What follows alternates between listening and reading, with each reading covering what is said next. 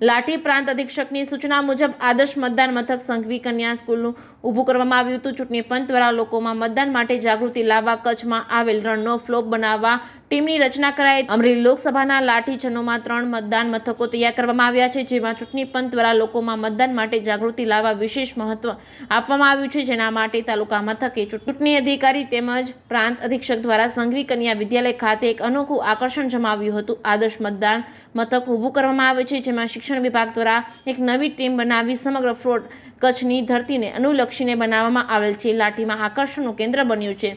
જે કેસની ગુજરાતી સાથે વિશાલ ડોડિયા, લાઠી।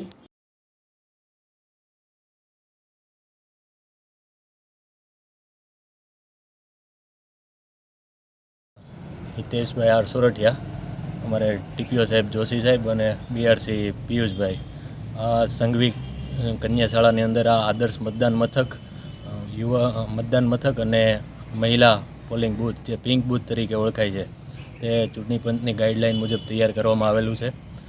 ચૂંટણી પંચ મહત્તમ મતદાન થાય એના માટે પૂરતા પ્રયત્નો કરી રહ્યું છે અને અવનવી થીમ આધારિત માનનીય પ્રાંત સાહેબની સૂચના અનુસાર આદર્શ મતદાન મથકની અંદર આ ડેઝર્ટ થીમ બનાવી છે।